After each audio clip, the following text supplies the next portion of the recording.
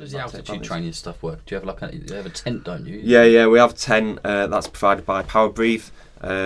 They basically, in the tent, it changes the percentage for oxygen, which simulates high altitude.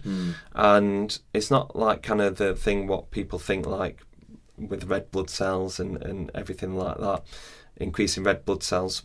It's more for making the exercise a little bit harder, to make them run at a lower speed to take the impact out. Right. So if I'm doing 2-minute intervals, a boxer might be able to run at 17 kilometers an hour.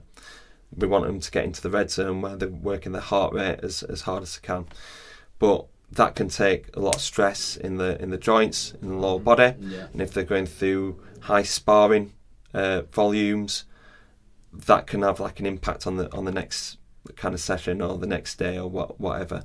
We want, when we're dealing with them high training loads, we want to try and reduce that kind of mechanical strain, the soreness the next day. So what the altitude tent does is make it harder and reduce the speed. So somebody like running at 17 kilometers an hour probably only run at 14 kilometers an hour, and 3 kilometers an hour don't sound much of a difference. No. But when you're talking about 6 reps or 8 reps in the altitude tent on the curve, that 3 kilometers an hour difference over the 6 to 8 reps makes a massive difference.